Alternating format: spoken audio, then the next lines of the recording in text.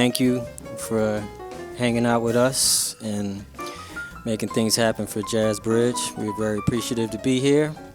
I see a lot of old friends and some, not that you're old, you know what I mean, and plenty of new friends, all right? So a lot of musicians that helped me when I was a lot younger. Andy, Aaron, Sam Reed, thank y'all. Appreciate that. And there's a tons more. You know, this is Philadelphia. Bootsy Barnes and Jimmy Oliver. The list goes on and on. Anyway, let's get to some music.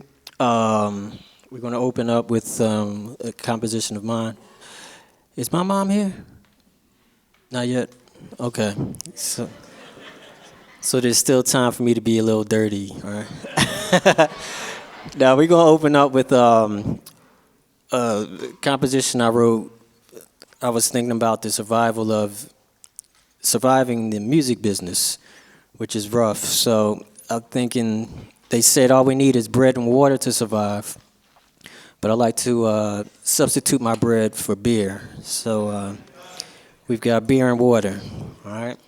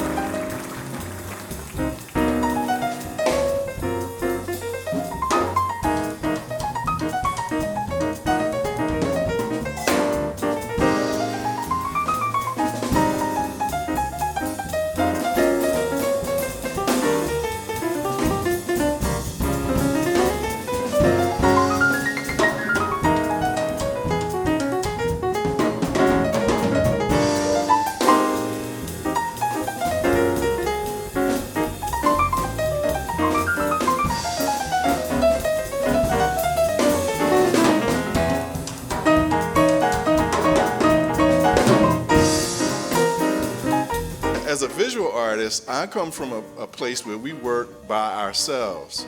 And the musical community is all about teamwork and collectivity. For instance, a lot of our young musicians in Philadelphia today are not necessarily trained on the bandstand. They're trained in an institution very much like this. So they don't necessarily have the same background, the same kind of experience. But what they have done is created families amongst themselves, folks who have gone to school together, folks who share other things in common. And Ted Kurson's wife said to me that Ted chose the trumpet because he wanted to be a Heath brother.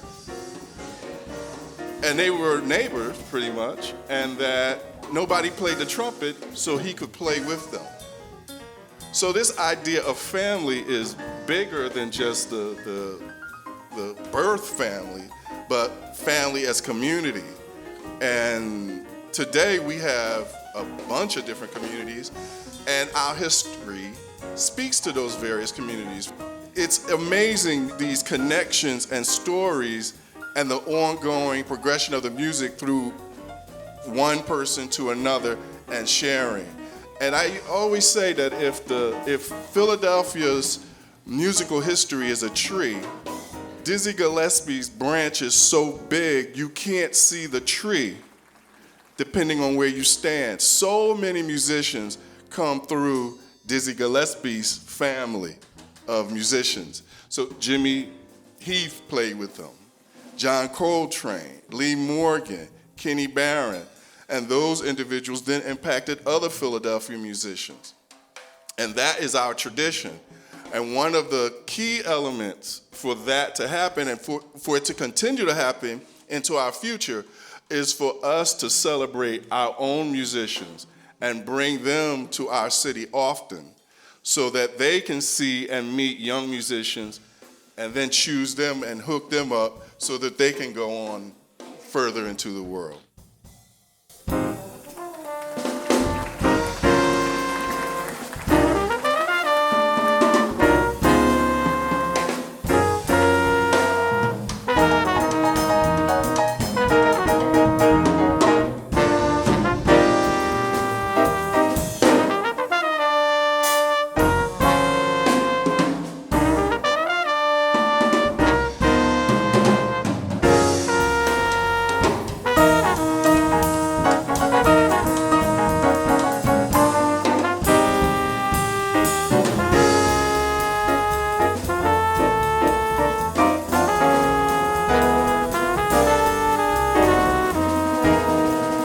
Eubanks mentioned that he was mentored by Sam Reed and some others, and that whole idea of taking somebody under your wing, not even necessarily just musical training, although that was there, but helping them learn the ropes as to be a musician, what it entailed. And Clifford Brown was living in Philadelphia in the mid-50s, and he was at that time, about to become a superstar. He was the rising trumpet player in jazz, and he became sort of a mentor to Lee Morgan for a while.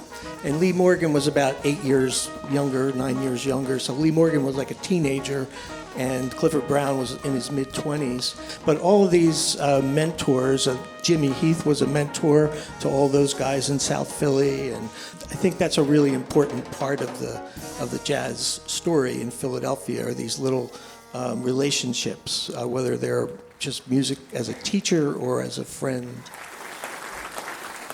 Thank you. Beer and water.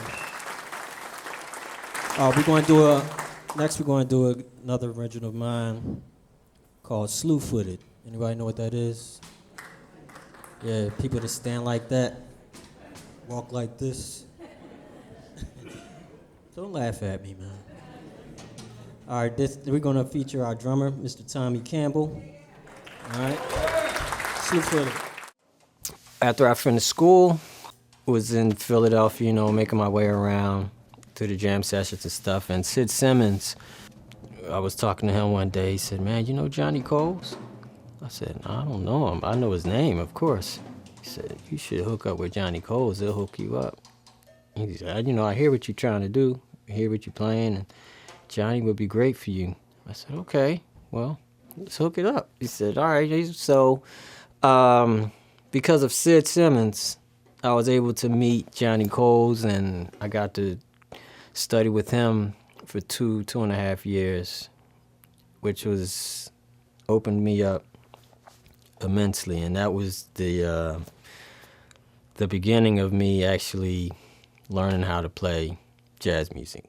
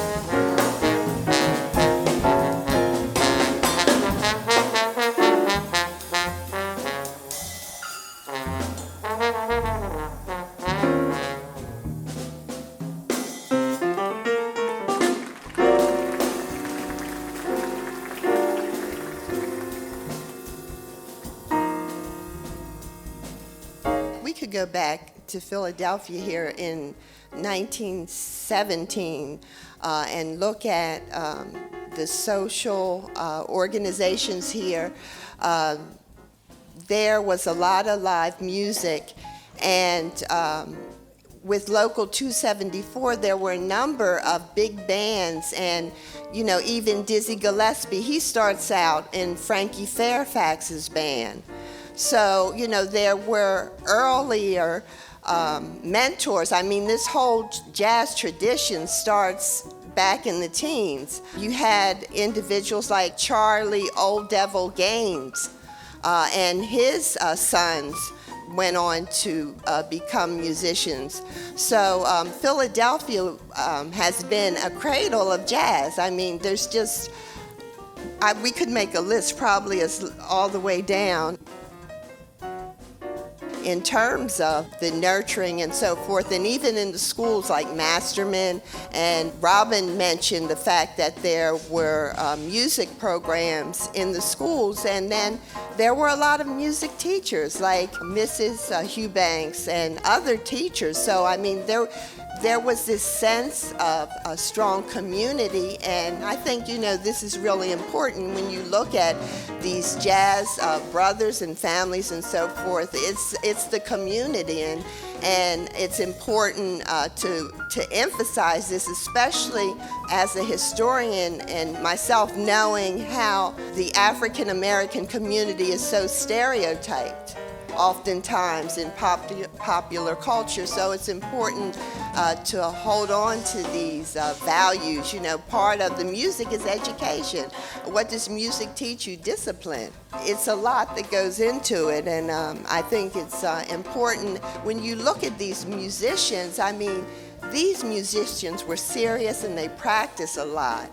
And in spite of whatever issues they were having, they would play. I mean, to be able to play like that and have issues, come on. I mean, this is, what can you... Yeah, you mentioned Local 274. I mean, that was certainly a nurturing place for many musicians. And you also mentioned Masterman, and then we have to mention Mastbaum. Yeah, that high school produced quite a number of jazz greats.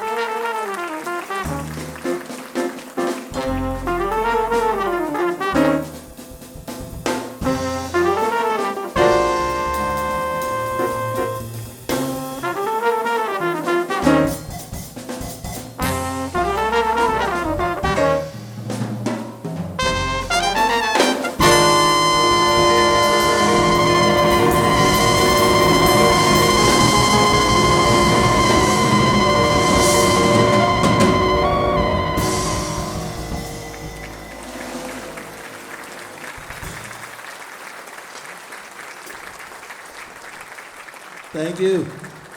One of the first things I think about when in the storytelling of that we claim to hear in instrumental music is that jazz was initially a music that instrumentalists played, but it was vocally conceived. So in other words, what we love about the expressiveness in the jazz solo is that we believe we're hearing speech.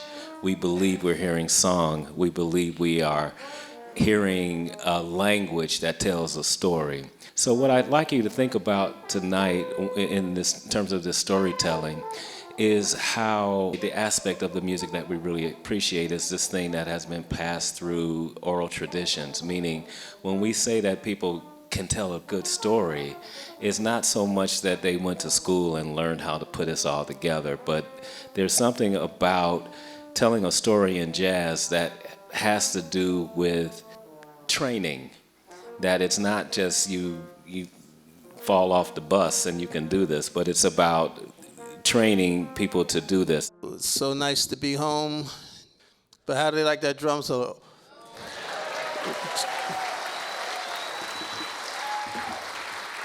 Old McDonald on drums. Got the whole farm on there. Tommy Campbell, and it's nice to get the chance to play with these musicians. Most of them are great friends of mine. So Zakai Curtis on piano. And another very good friend of mine, we go way back, Lonnie Plaxico on bass. And of course, somebody I've known his whole life, I used to change his diapers. My brother Dwayne Eubanks on trumpet.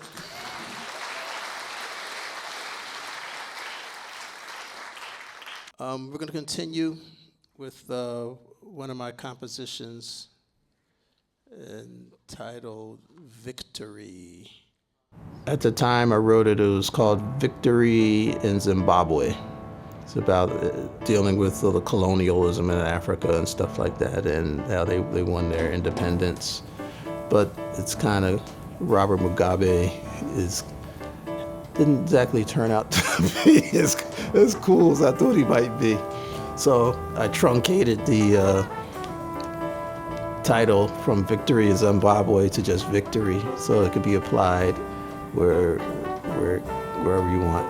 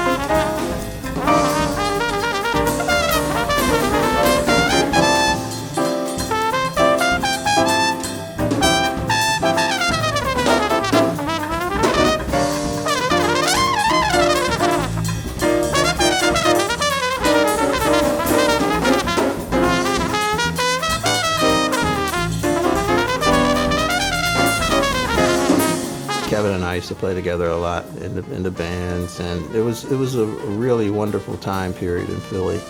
Every neighborhood had their bands, and we were all friends. We all knew each other. We went to school together. Germantown alone had at least 4 or 5 bands, and all of us were working all the time. It was crazy.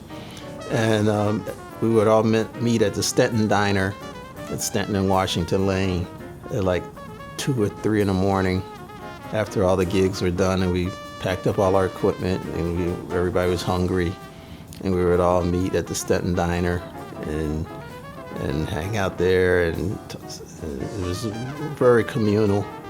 And it was just really wonderful. And disco came out in the mid-'70s and wiped out the whole live music scene because it was a lot cheaper to hire one person with a stack of records as opposed to a 8 or 9-piece band. One of the things that Jimmy Heath talked about when he was a child is the fact that jazz was the popular music. And you had live music everywhere. I mean, you know, wherever there was a social event, you had live music. If you look at Philadelphia in the teens, there was jazz here. Now, also, if we want to talk about something rich that was already here in Philadelphia, we talk about Francis Johnson. Right. So we go back to the 1800s when the AME Church and Francis Johnson, doing both secular and sacred music, is the Michael Jackson of the 1800s. And it's in Philadelphia, and he's teaching other musicians. After his death, musicians are using his style and his approach in Boston, in New York, in Baltimore, in Washington, D.C. And Byron Lancaster said jazz was born in Philadelphia in the early 1800s in Center City, Philadelphia.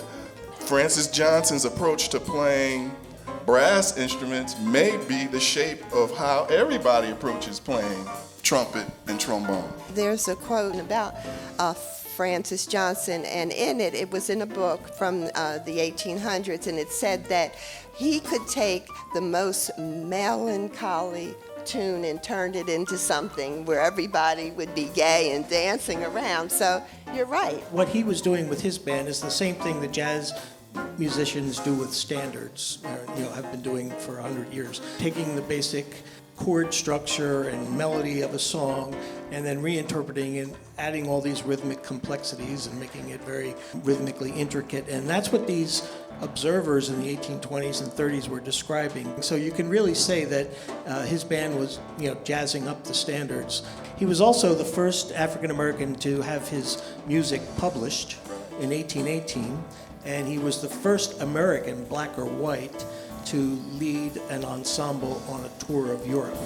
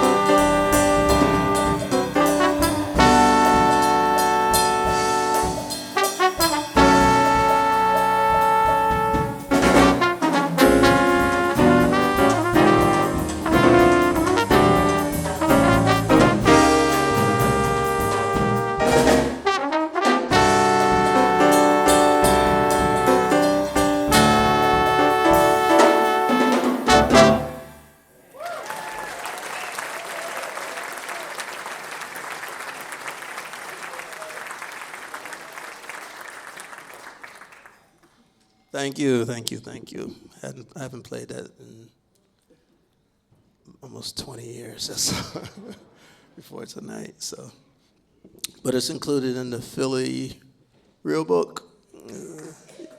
As also Dwayne's has about 2 or 3 songs. We're gonna play all of those. And it's so great to celebrate Philadelphia musicians. There's so many of us, and they're still coming. There's lots of families, lots of individuals, and so many people helped me out when I was coming up, growing up playing in funk bands and up in Mount Airy and all around the town, and Sundown and Breakwater and all this Black Gold.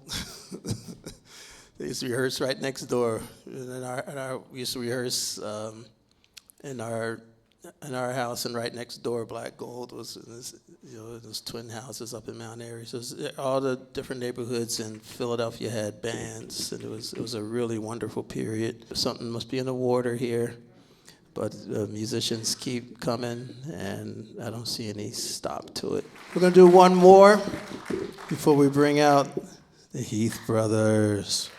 Serious Philly tradition there. Jimmy and I share a birthday. October 25th is our birthday. I call him every year on his birthday. Call you birthday boy. I remember a couple of years ago, he told me he was a baby grand because he is 88. He had 88 keys on the pianos. He said, I'm a baby grand now. And now he's 90. He said, I'm getting up in the Central Park now. We're going to close. Go ahead, you should introduce this last song. It's Dwayne's piece. Before we do it, let me first of all thank everybody for coming out. Thank these great musicians.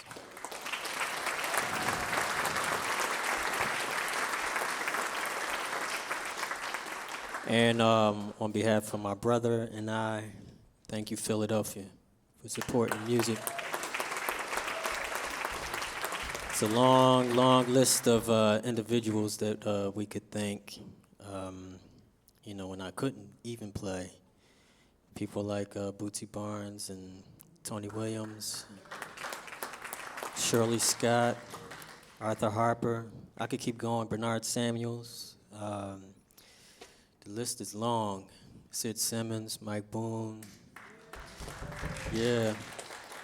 And since we on the brothers thing, the Landon brothers, Byron and Robert, the Grubbs brothers. I remember getting their autograph when I was a kid. Yeah. So we're going to play one more that I wrote for my beautiful wife, who's sitting right here. Her name is Alita. Dance with Alita was written for my beautiful wife. A lot of people know her already, Alita. And she is, I can't go into how much she's helped me. My career has escalated immensely because of her help. I wrote the tune. We were at a party. So, we were dancing, we looked around, and everybody was doing the two-step, When you get a certain age, you start to lose steps. And you get reduced to 2 after a while, so it's... all this is moving, but your feet are just doing 1, 2, 1, 2. So, I thought that was funny. We laughed about it, and after that situation, after that party, I just was hearing this melody, and it was nothing elaborate. And I was more thinking about the rhythm part of it, people dancing to it. And, this one, everybody connects to it. Everybody loves this particular song, because it's not so musically advanced that it alienates certain people. It's just right down the middle and easy to receive.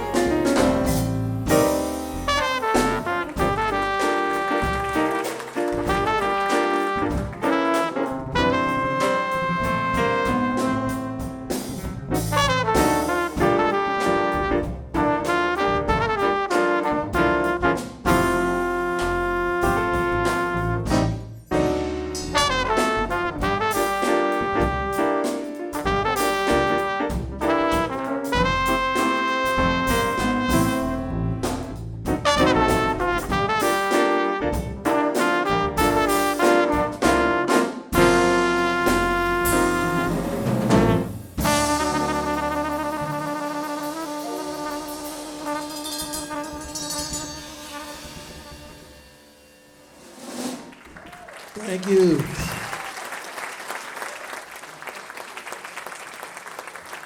To tell the story in the tradition of black music is to tell your story in front of the ancestors or in front of the parents at the very least, and to recognize that they are there as representatives of this tradition, and you want to absorb what you can. And the other part that I understand too is that you're expected to learn this, but also to find your own way. Yes. To find your own voice and to tell your story as you reflect the stories that have gone before. Think with me about the relationship of spoken and written storylines. My field is literature first, so I'm always thinking about what James Baldwin might have to tell us about all this, or what Toni Morrison might have to tell us about all this, what Ralph Ellison might have to tell. Is there a Philadelphia sound? And that's a question bigger than I can answer, but I think it's worth asking ourselves. Very often people talk about a big Texas sound in the tenor saxophone field, or Kansas City sound. Is there a Philly sound? And is there a Philly storyline? And what might that mean? And I wonder, on a practical side, aside from those harder ethereal questions, where are the archives that we need to retrieve those stories? There are great archives at Newark and at different universities. Some of them are in Europe. Why don't we have a kind of clearinghouse where we can easily find Bill Barron's interviews and his brother Karen? Why don't we have that yet? I think it's something for us to work on.